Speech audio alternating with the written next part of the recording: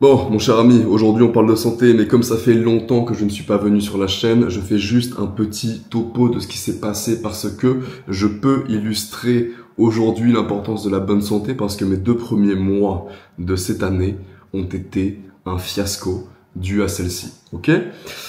J'ai eu la dengue. Donc la dengue, c'est une maladie transmise par un moustique. Il y a beaucoup de gens qui meurent de ça, c'est assez intense. C'était très intense pour le coup. On va dire que c'est environ 3-4 jours où t'es en migraine mais atroce, en train de suer, de délirer, de ne plus savoir où t'es, de vomir, etc. Et ensuite moi ce que j'ai eu c'est 2 semaines de convalescence où j'étais constamment fatigué et je m'endormais littéralement toute la journée partout. Voilà. Ensuite, j'ai eu une chiasse foudroyante d'environ 5 jours, ce qui m'a posé quelques problématiques. Et ensuite, qu'est-ce que j'ai eu d'autre? J'ai eu une infection staphylocoque, donc un staph sur le bras, et j'ai également eu une infection dans la barbe. Voilà, grosse infection dans la barbe.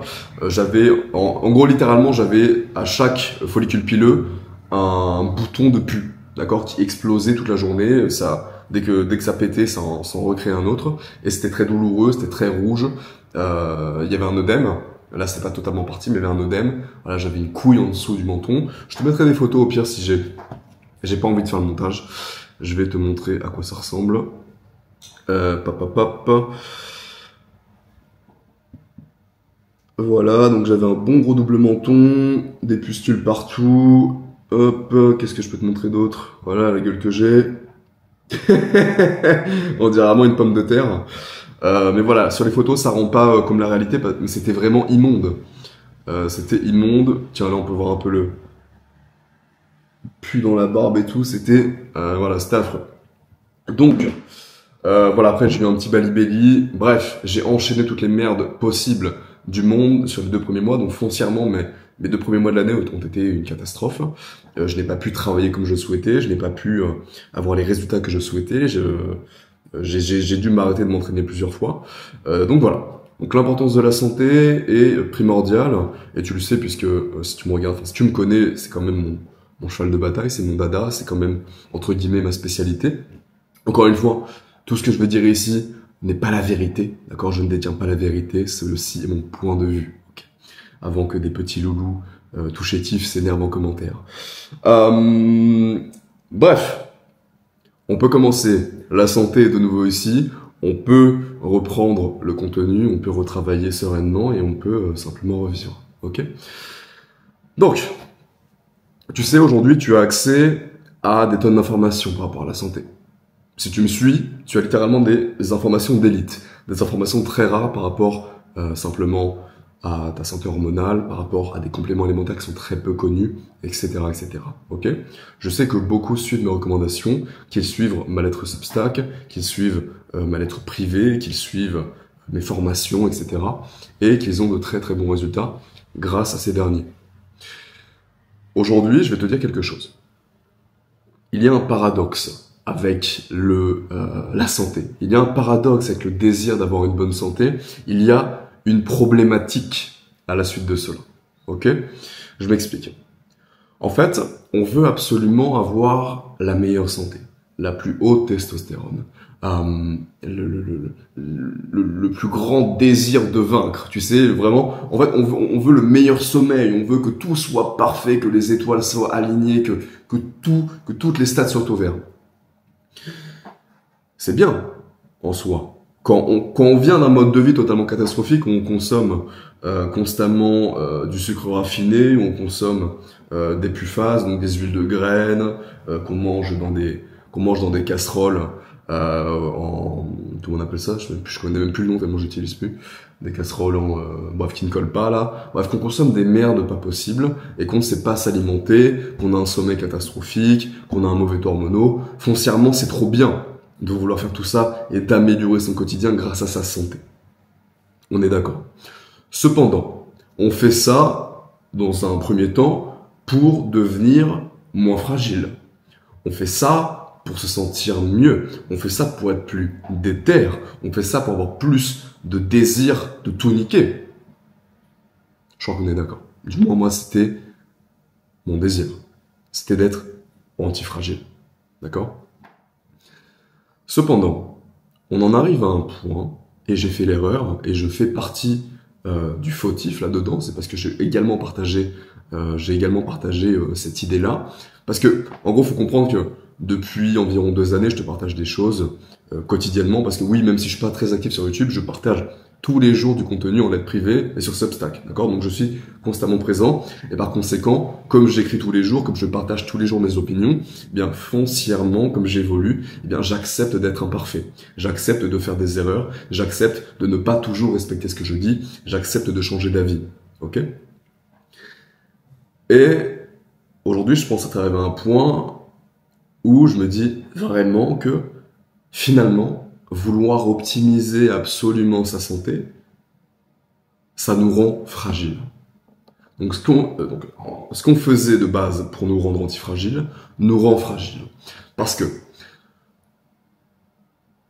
on arrive à un point où il y a des gars qui ont 20 ans, 22, 25 ans, bref, entre 18 et 30 ans, qui, sous prétexte de connaissance, sous prétexte d'une plus grande intelligence, sous prétexte comment dire, non, il y a plus de prétexte, c'est par rapport à ces deux prétextes, sous prétexte d'intelligence ou de trop de connaissances, vont se limiter dans ce qu'ils vont faire. Ok?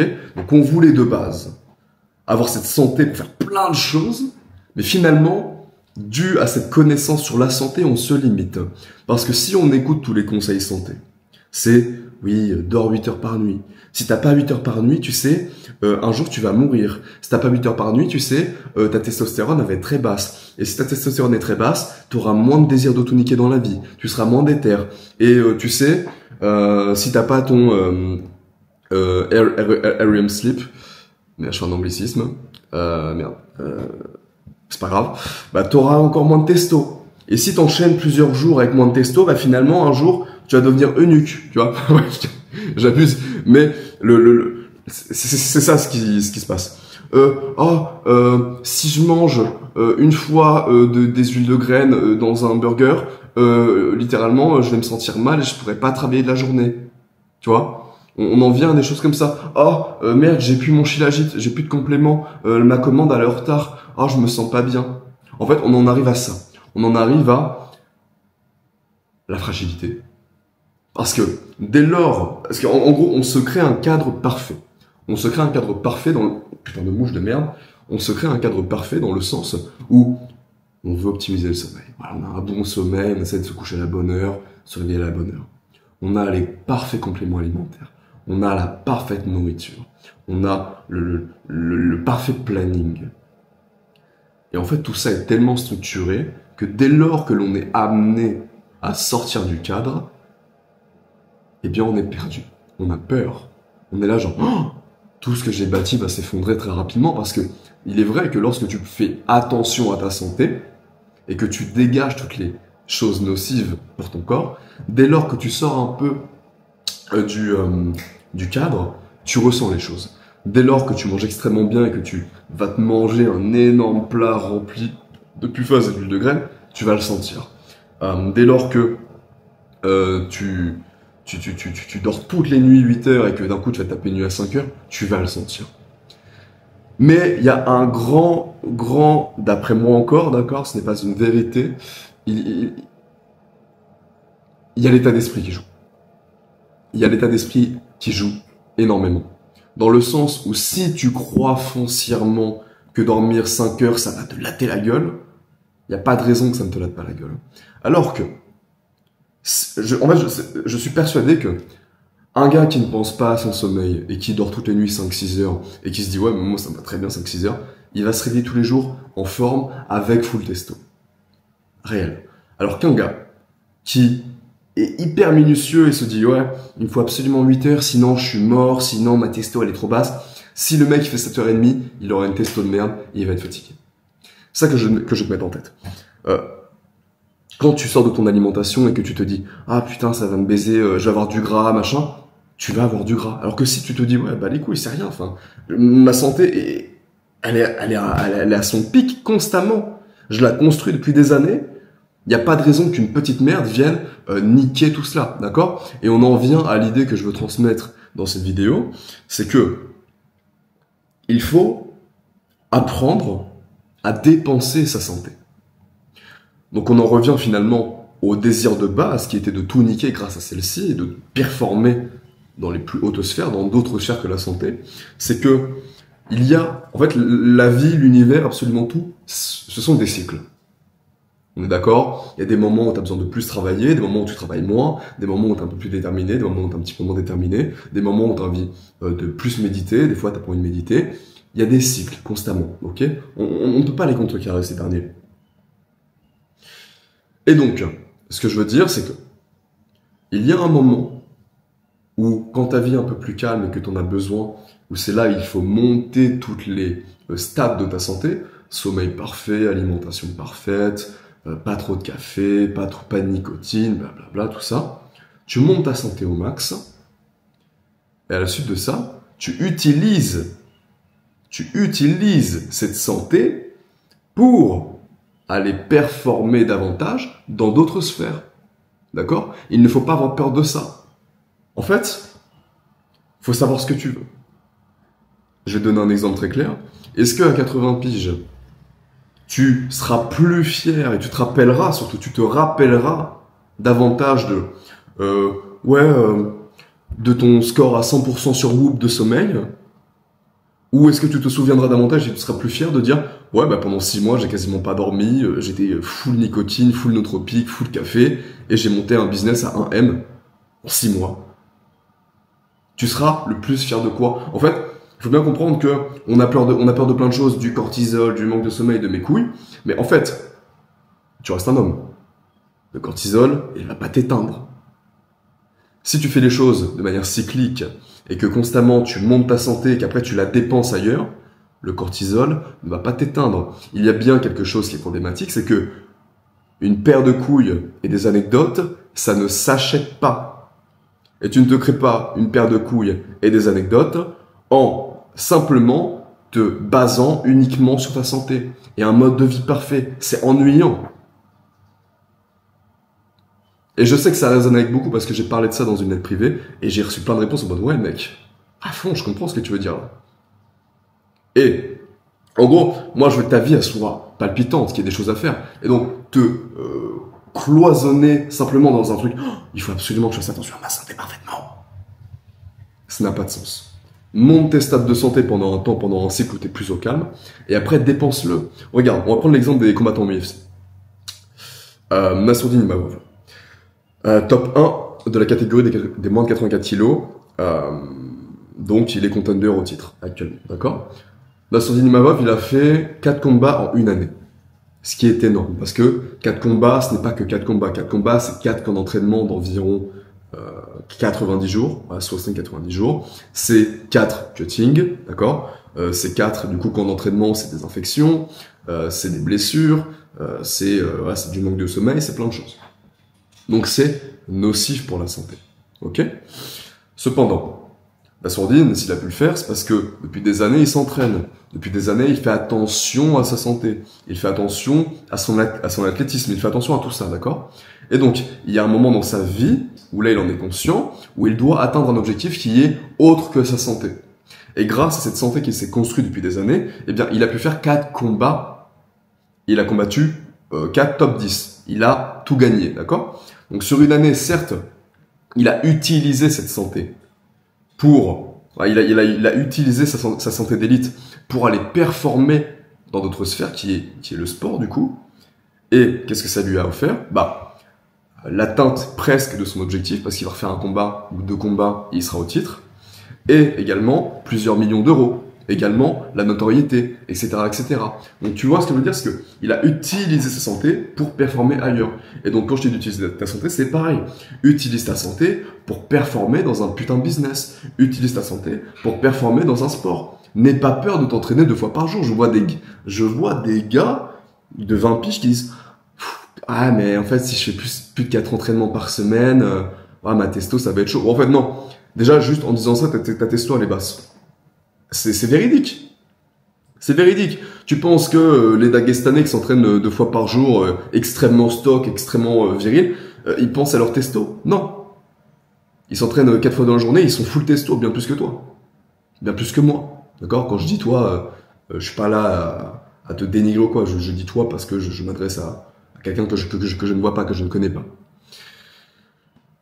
Donc voilà, faut pas avoir peur de dépenser cette santé. Justement, tu fais les bonnes choses pendant un temps parce que tu es intelligent, et ça c'est une bonne chose. Si tu es là, c'est que tu es extrêmement intelligent, que tu veux faire le bien. Et le bon pour toi. Cependant, on ne veut pas être putain d'ennuyant, on ne veut pas avoir une vie platonique. Donc utilise ce pic de santé pour, à un moment donné, ok, j'ai besoin de travailler de manière acharnée sur un business, bah, c'est ok de boire trop de café. C'est ok de dormir 5 heures par nuit. C'est ok de prendre de la nicotine, des nootropiques, et de tout niquer pendant 3, 4, 5, 6 mois, et ensuite, une petite pause, tu redescends, tu remets la santé au max, et voilà, c'est des cycles. Pareil, si tu veux te donner un défi d'aller faire un combat d'MMA. Tu prends 3 mois pour faire un camp d'entraînement, 2 entraînements par jour, forcément ta santé elle prend un coup parce que tu as potentiellement des infections, des blessures, etc. Mais ça te donne un souvenir, ça te donne une raison vraiment de vivre parce que au quotidien, quand tu es en mode full désir de santé, tu te fais chier. Moi, mes meilleurs souvenirs, personnellement, dans ma vie, c'était les moments où il y avait le plus de chaos. C'était les moments, si je reprends vraiment ma jeunesse et que j'étais encore salarié et que j'étais encore tout skinny, etc. Mes semaines ressemblaient à ça. Je bossais environ 45 heures, 50 heures en tant que serveur. J'avais environ 3 nuits blanches par semaine dans la gueule. Je dormais peut-être 3 à 5 heures par nuit. Toutes les nuits, j'étais avec une nouvelle fille. Je prenais des doses létales de drogue. Je buvais de manière démoniaque. Et j'ai quand même pris 30 kilos de muscles. Et ça, c'est un de mes meilleurs souvenirs. Parce que c'était intense. Parce que j'étais pas là en mode « Oh, il faut absolument que je fasse ça, sinon je serai pas testo, sinon je serai... » C'est gay. C'est gay. Il faut le dire. Pardon de le dire. C'est gay. Il faut, voilà, un peu de testicule dans ce putain de calbar. Non, on prend pas de calbar. Ne l'oublie pas, pas de calbar. Freeballs. Quoi comme autre bon souvenir, hein. À chaque fois, je prends des souvenirs que j'ai déjà abordés, mais parce que c'était le moment les plus extrêmes de ma vie. C'est quand j'ai commencé l'e-commerce et que, en fait, j'étais 24 heures sur 24 à mon bureau, littéralement. Et que même quand j'allais un petit peu dormir, j'étais avec mon Mac comme ça sur le côté parce que j'étais en train de me faire bloquer mes comptes publicitaires, je devais refaire des pubs, c'était pas accepté, etc. Ça a duré plus d'une année. Je mangeais que des pâtes, j'allais plus au sport. Oui, bah oui, tu manges pas de protéines, tu perds du muscle. Oui, on s'en bat les couilles en fait. Parce que ma santé était ok. Bon, j'avais pas une santé d'élite à l'époque. Ma santé était ok. Donc je pouvais performer dans un autre domaine. Je mettais cette santé, entre guillemets, dans un autre domaine. Et ça te permet, dans un sens, d'aller plus vite, de performer vraiment quelque part ailleurs. Plutôt que d'être platonique partout et de finalement, dû à ce désir de bonne santé, de toujours être dans le cadre, de ne pas en faire trop. Parce que si tu désires de ne jamais en faire trop, tu bosses pas trop, tu t'entraînes pas trop, tu dors trop. Tu vois ce que je veux dire? T'es toujours dans le demi-mesure. Ah non, justement, t'es pas dans le demi-mesure, c'est que tu fais pas assez ou tu fais trop. Mais toujours dans les choses qui sont pas productives, pour le coup. Parce que la santé, si tu veux vraiment vieillir loin, faut toujours être très chill, quoi. Chill. Et il faut savoir ce que tu veux. Est-ce que tu veux vivre extrêmement longtemps? Ou est-ce que tu veux simplement vivre bien aujourd'hui? Voilà. Je pense que j'ai fait le tour. Et c'est difficile, hein. C'est difficile de vivre comme ça. Moi, je te parle de ça, j'ai bientôt 28 piges. Donc foncièrement, l'âge et la connaissance, en fait, ça assagit. Ça assagit, ça rend plus sage. Mais c'est une erreur. Faut essayer de contrecarrer ce désir de perfection et de se mettre dans le rouge. se mettre dans le rouge. Le dernier exemple que j'ai d'intensité par rapport à ça, c'est quand j'avais un combat d'MMA à préparer l'année dernière. C'était un camp d'entraînement très court, 3 semaines, parce que je l'ai appris 3 semaines avant. Mais en fait, j'ai totalement niqué ma santé pendant ces 3 semaines. Parce que je m'entraînais 2 fois par jour, de manière hyper intense. J'étais full tendinite, j'étais full blessure, j'avais mal partout. J'ai dû faire un cutting, super mauvais pour la santé. Mais j'étais à ce moment-là, pendant 3 semaines, j'étais dans un mood de tueur à gages. Je ne pensais qu'à ça. Et en fait, ce genre de mood, ce genre de moment dans ta vie, ça ne s'achète pas, ça ne se crée pas, ce genre d'anecdote, ça ne se crée pas avec le désir d'être toujours parfait. D'être toujours, oui, je suis le petit sage qui ne fait rien de sa vie parce qu'il veut faire attention à sa santé. C'est pas un mal, je donne juste mon opinion et j'aimerais juste ne pas limiter les jeunes gars, potentiellement qui me regardent, à devenir des putains de mecs ennuyants qui ne font rien parce que il faut des anecdotes. Il faudrait des anecdotes. Des choses à dire. Un contexte, une vie, quelque chose. Plus qu'un score whoop à 100%, plus qu'une routine de travail excellente, plus qu'un seul entraînement par jour, 4 fois par semaine. Plus.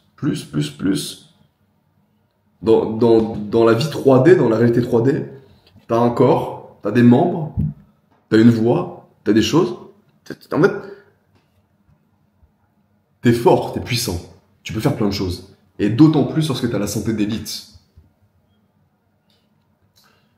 Donc voilà.